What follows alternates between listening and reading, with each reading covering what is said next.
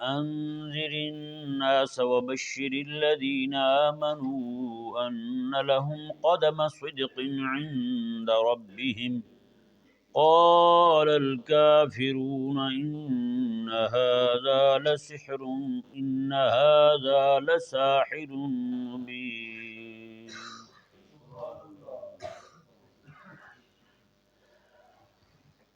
الحمدللہ تعالی آج سورہ یونس شریف شروع کر رہے ہیں۔ یہ سورہ یونس شریف جو ہے یہ مکہ مکرمہ میں نازل ہوئی۔ جیسا کہ آپ کو معلوم ہے مکہ مکرمہ میں زیادہ تر وحی میں عقائد سے بحث کی گئی ہے، عقائد بیان کیے گئے ہیں، باقی اعمال اور باقی جتنے زیادہ تر احکامات جو ہیں وہ مدینہ منورہ میں تشریف لائے ہیں۔ جی باقی جتنے بھی معاملات ہیں وہ سارے کے سارے مدینہ منورہ میں آ رہے ہیں۔ مکہ مکرمہ میں زیادہ تر بحث جو ہے وہ عقائد سے ہوئی ہے، کیونکہ مکہ مکرمہ میں مخاطب جو ہیں وہ مشرکین تھے۔ کون تھے؟ مشرکین تھے۔ تو مشرکین کو ظاہری بات ہے جب بندہ کافر ہو تو اس کو پہلے عقائد کی تبلیغ کی جاتی ہے، عقائد کی دعوت دی جاتی ہے، بجائے اس کے کہ اس کو چھوٹی چھوٹی چیزیں جو ہیں وہ بیان کی جائیں۔ جب بندہ مسلمان ہو جائے تو پھر اس کو باقی احکامات کی تبلیغ کی جاتی ہے۔ پہلے اس کو کلمہ کی تبلیغ ہوگی تو عقائد کی تبلیغ ہوگی، جب وہ عقیدہ اس کا ٹھیک ہو جائے گا تو پھر اس کو اعمال کی تبلیغ ہوگی۔ تو اس لیے آج بھی جب ہم دیکھتے ہیں لوگوں کو کہ وہ ایمان چھوڑ رہے ہیں تو ان کو پھر ہم نے ایمان کی دعوت دینی ہے۔ جی ان کو کس چیز کی دعوت دینی ہے؟ ایمان کی دعوت دینی ہے، ان کو ایمان کی تبلیغ کرنی ہے، ان کے سامنے ایمان کے فوائد بیان کرنے ہیں، نہ کہ قوم کو جو ہے وہ پوری قوم کو پکڑ کے جو ہے نا چھوٹی چھوٹی باتوں میں پھنسا دینا ہے۔ جی یہ طریقہ ٹھیک نہیں ہے۔ جس چیز کی کمی واقع ہو رہی ہو اس کی کمی کو پورا کیا جاتا ہے، ٹھیک ہے۔ اعمال سے تو ہیں ہی پیچھے نا، لیکن عمل میں بھی پیچھے ہیں، عقیدے میں بھی پیچھے ہیں، تو پھر یہ دیکھا جائے گا دونوں میں اہم کیا ہے۔ جو چیز زیادہ اہم ہوگی اس کو پہلے پورا کیا جائے گا، اس خلا کو پہلے پورا کیا جائے گا، ہے یا نہیں؟ تو اس لیے کریمہ کا صلی اللہ علیہ وآلہ وسلم پر نازل ہونے والی وحی جو ہے، جو مکہ مکرمہ میں جو نازل ہو رہی ہے، جتنی بھی نازل ہو رہی ہے، اس میں زیادہ تر بحث جو ہے وہ عقائد سے ہے۔ اور یہ آپ کو پتہ ہے کہ عقائد اسلامیہ میں 3 عقیدے اساسی اور بنیادی ہیں۔ پہلا عقیدہ توحید ہے، پھر عقیدہ رسالت ہے، پھر عقیدہ معاد ہے۔ یہ تینوں عقیدے مشرکین مکہ کے دماغ میں گھستے نہیں تھے۔ کیوں؟ کیونکہ وہ زندگی ساری ان کی اپنی زندگی بھی، اپنے آباء و اجداد کی بھی، دادے پردادے کی بھی، سب کی زندگی انہوں نے دیکھی تھی۔ وہ سارے بتوں کے سامنے جھکے ہوئے تھے، بتوں کو یہ سارا کچھ سمجھتے تھے۔ جیسے کہ آپ نے یہ سن رکھے 360 بت اکیلے کعبہ میں رکھے ہوئے تھے، کعبہ میں اور اس کے ارد گرد لگائے ہوئے تھے انہوں نے۔ ایک ایک کام کے لیے الگ الگ بت تھا۔ روٹی دینے والا الگ ہے، بچے دینے والا الگ ہے، شفا دینے والا الگ ہے، کھیتی اگانے والا الگ ہے، باغ اگانے والا الگ ہے، پھل لگانے والا، پکانے والا، سارے الگ الگ ہیں۔ وہ ایک سے کام چلتا نہیں تھا ان کا۔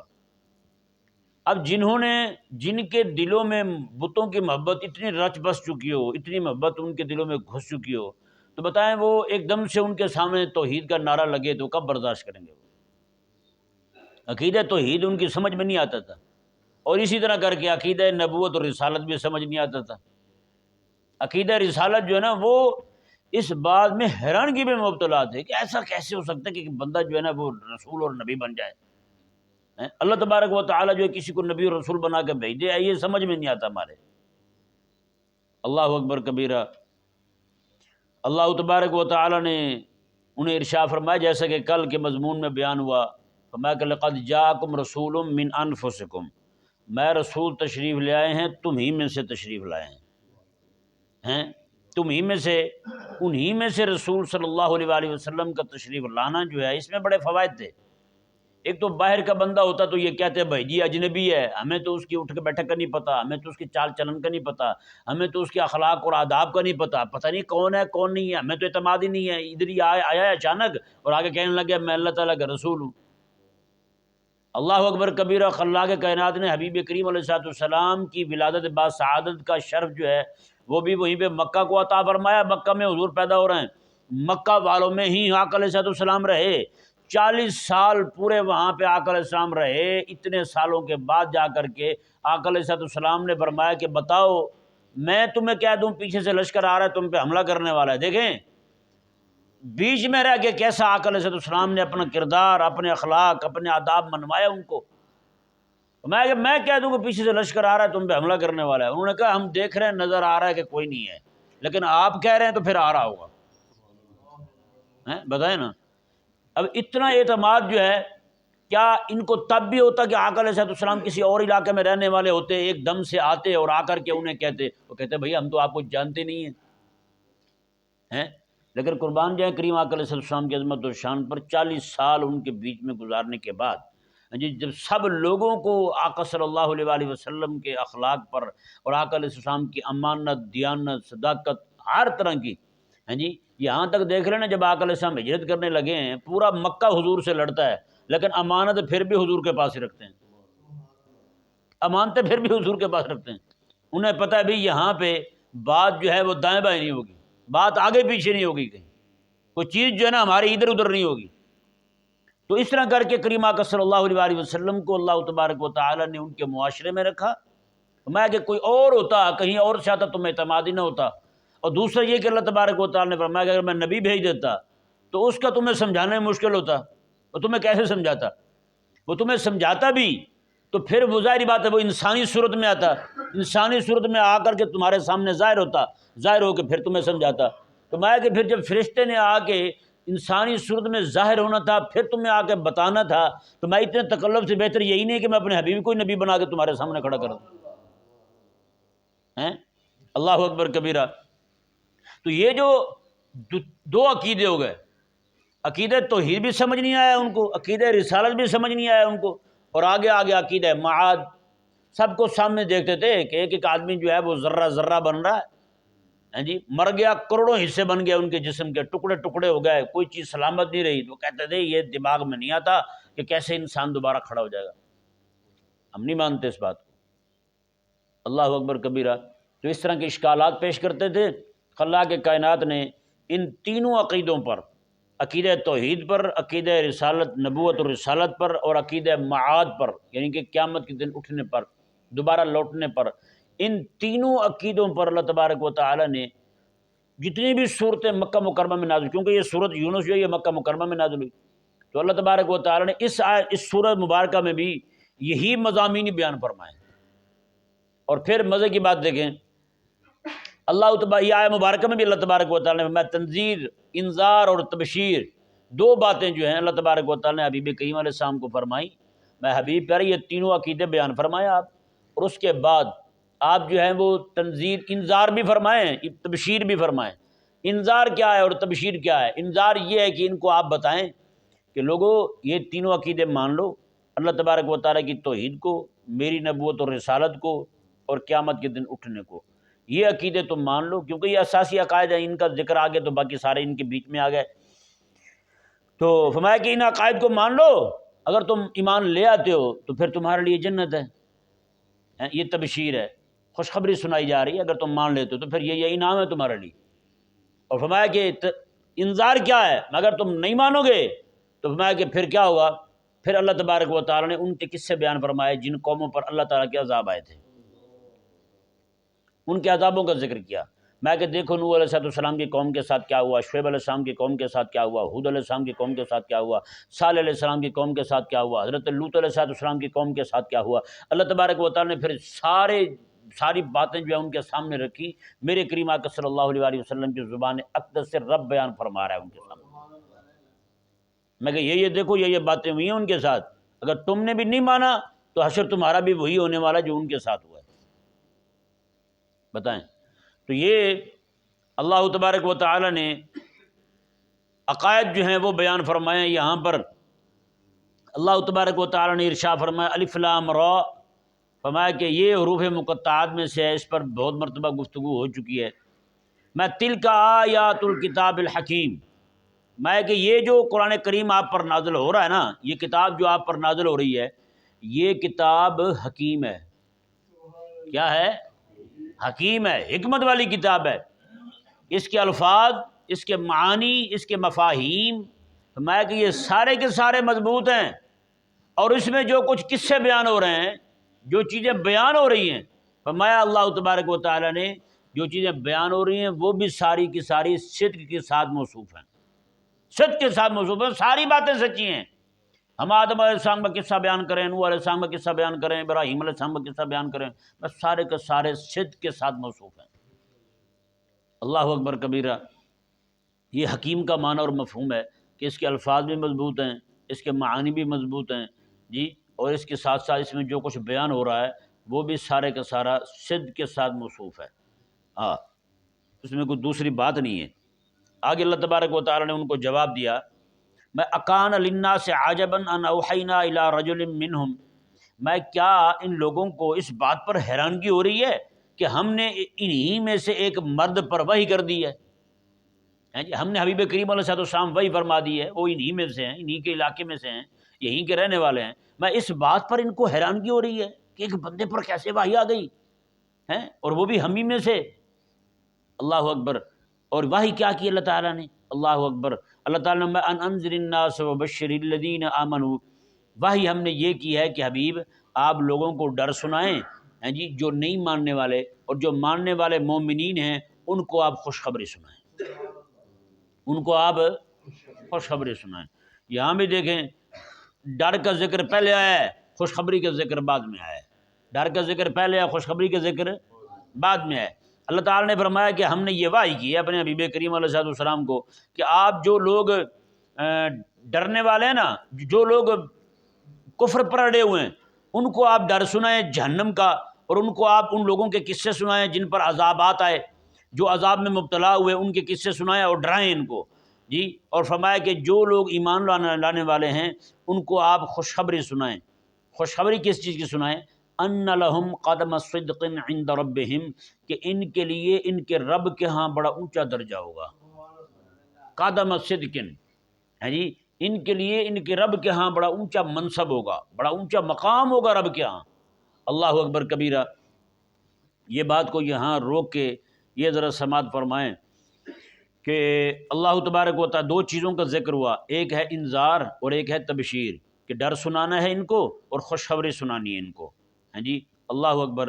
اللہ تبارک و تعالیٰ کی یہ جو شان ہے نا ڈر سنانے والی، اور اللہ تبارک و تعالیٰ کی یہ شان جو خوشخبری سنانے والی ہے، یعنی کہ اللہ تبارک و تعالیٰ جن اعمال پر خوش ہوتا ہے، خوش ہو کر کے جنت عطا فرماتا ہے، یہ اللہ تبارک و تعالیٰ کی شان۔ اور دوسری شان یہ اللہ تبارک و تعالیٰ جن اعمال کو دیکھ کر کے ناراض ہوتا ہے، بندوں کو ان میں مبتلا ہوتے دیکھ کے غضبناک ہوتا ہے اللہ تبارک و تعالیٰ، اور اس پر اللہ تبارک و تعالیٰ جہنم میں ڈالتا ہے بندے کو۔ یہ دو باتیں جو ہیں، ان دونوں باتوں کا، ایک اللہ تعالیٰ کی پسندیدہ باتیں اور ایک اللہ تبارک و تعالیٰ کو جو باتیں ناپسند ہیں وہ باتیں، ان دونوں باتوں کا ترجمان اللہ تعالیٰ نے اپنے حبیب کو بنایا ہے، اپنے حبیب کو، یعنی مردیات رب، اللہ تعالیٰ کی پسندیدہ باتیں، اللہ کو جو جو پسند ہے نا، اللہ تعالیٰ نے فرمایا کہ ظاہری بات ہے اللہ تعالیٰ تو ایک ایک بندے سے بات نہیں کرتا نا، اللہ تبارک و تعالیٰ تو یہ اللہ تعالیٰ کی شان ہی نہیں ہے کہ ہر ایک بندے کو اللہ تعالیٰ بات کرے، ہر ایک بندے کو اللہ تعالیٰ مخاطب بنائے۔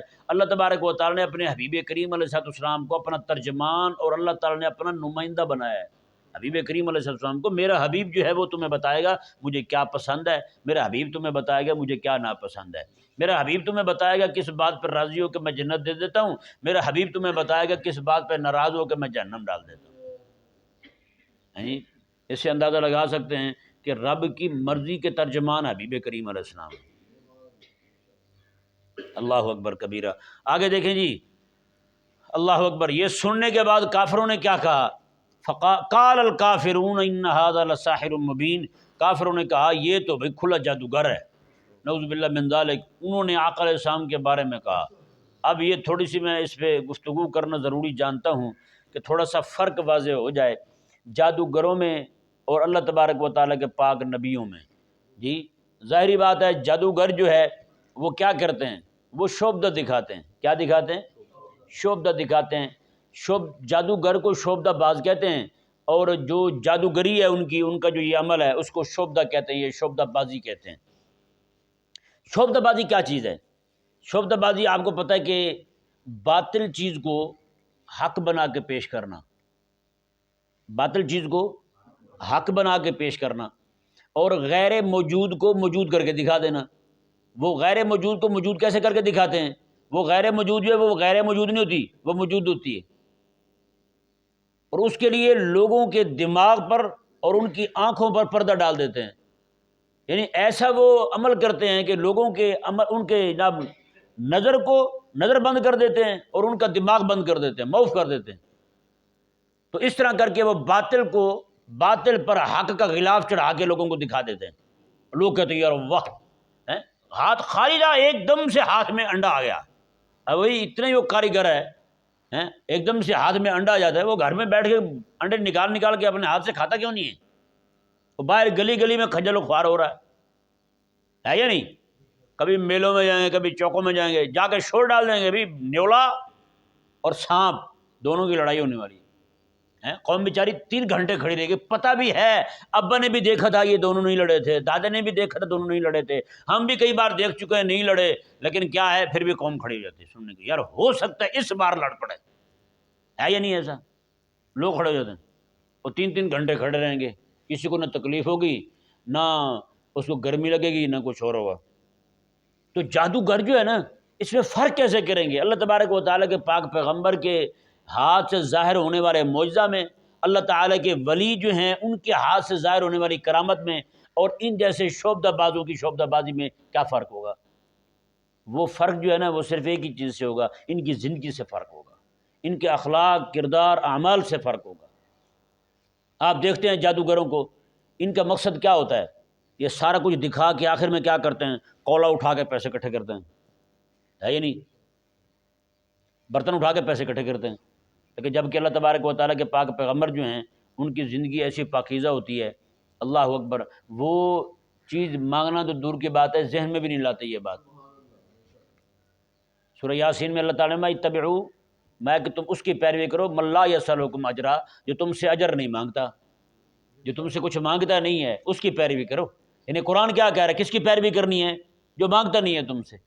آج بھی کتنے سارے یہ لوگ جو ہے نا سارے شبدہ باز بیٹھے ہوئے ہیں، جیلی پیروں کو دیکھ لیں، یہ سارے اس طرح کی حرکتیں کر کے دکھاتے ہیں، لوگ ایک دم سے ان کو ولی مان لیتے ہیں۔ بھائی ولی نہیں ہے یہ، ولی وہ ہوتا ہے جس کی زندگی جو ہے نا وہ پاکیزہ ہو، نیکی والی، طہارت والی زندگی ہو اس کی، اللہ تبارک و تعالیٰ کے قریب ہو بندہ، وہ دین کا درد رکھنے والا ہو، ایسا بندہ جو ہے وہ رب تبارک و تعالیٰ کا قریبی ہوتا ہے، وہ اللہ تعالیٰ کا ولی ہوتا ہے۔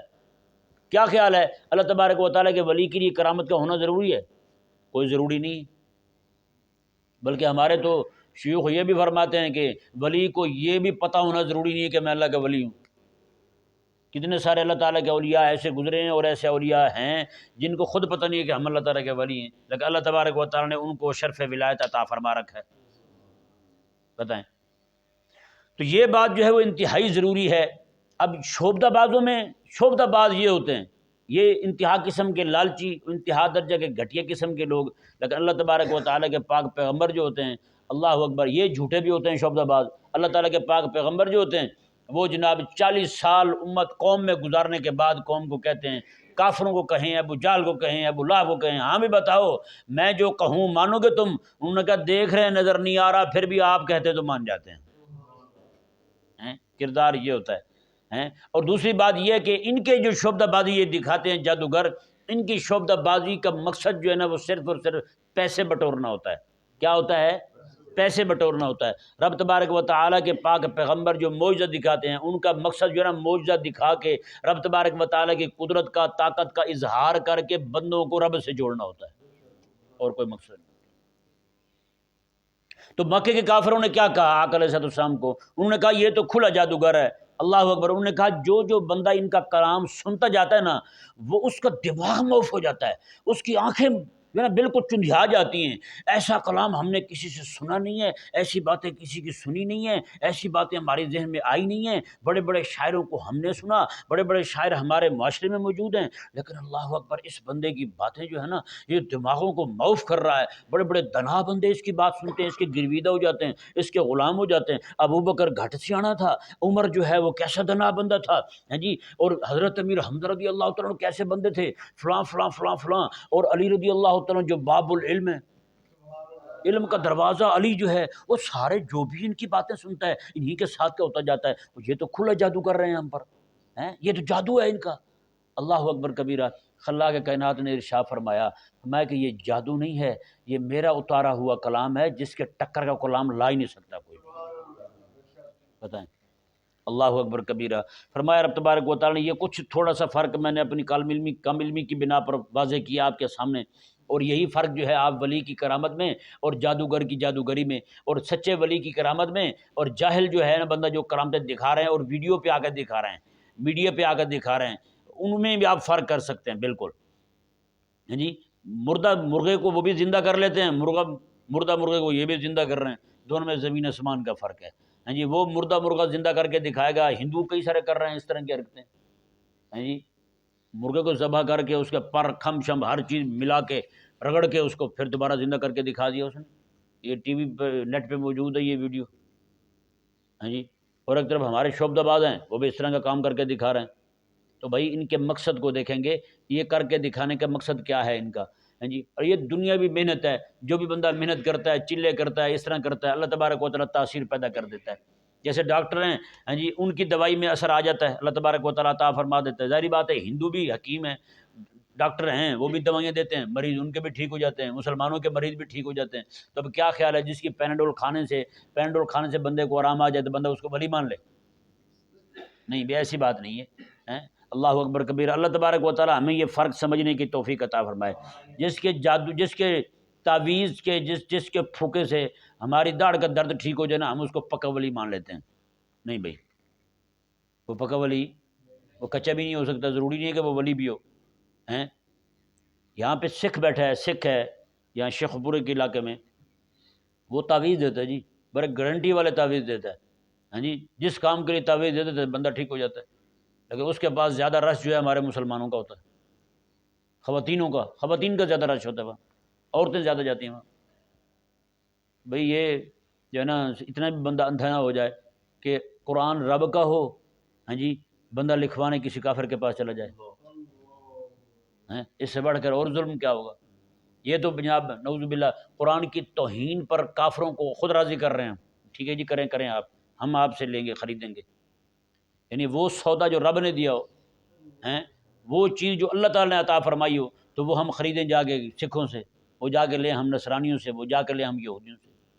اس سے بڑھ کر ہماری بدبختی کیا ہوگی، کم قسمتی کیا ہوگی ہماری، اس سے بڑھ کر کہ ہم جناب رب کا قرآن جو ہے رب کے دشمن سے لینے جا رہے ہیں۔ سچی بات ہے، ان کے پاس نہ جائیں، خود وظائف پڑھیں۔ کسی بندے کو مسئلہ ہوتا ہے نا، جادو چڑھ جاتا ہے اس پہ، جادو کروا دیتے ہیں جی۔ ایک خاص تو ایک یہ بھی مسئلہ ہے کہ لوگوں کو ایسے شک ہوا رہتا ہے ہر بندے کو۔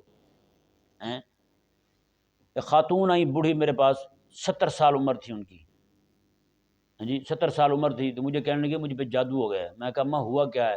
انہوں نے کہا میرے جسم میں بڑا درد رہتا ہے۔ میں نے کہا اماں نہیں، تیری عمر ابھی جادو کی نہیں ہوئی، تیری عمر 30 سال بعد ہوگی۔ ہاں جی بتائیں، 70 سال عمر ہو گئی ہے، ہڈیاں ساری کھچ گئی ہیں اس کی، تو ابھی وہ درد نہ ہو اس کو تو اور کیا ہو بلا بتائیں؟ ابھی اس کو لگتا ہے کہ جادو ہی ہوا پڑا مجھ پر۔ ہاں جی، کئی رشتہ داروں کے ساتھ لڑ پڑی ہیں وہ بیچاری، ادھر بھی لڑائی ادھر بھی لڑائی۔ کہتے میں نے کہا کہ تو آپ کو کیسے پتہ چلا کہ آپ پر جادو ہوا ہے؟ اس نے کہا مجھے کسی نے بتایا تھا، ہاں جی کسی اللہ والے نے بتایا۔ میں نے کہا اللہ والے یہ شیطانیاں تھوڑی کرتے ہیں، اللہ والا اتنا اندھا تھا، اسے اتنا پتہ نہیں تھا بھی عمر 70 سال ہو گئی ہے بیچاری کی، تو اب تو درد ہونے ہیں اس کو، ہے یہ نہیں؟ بندہ بوڑھا ہو جائے بتائیں درد ہوتے نہیں ہوتے؟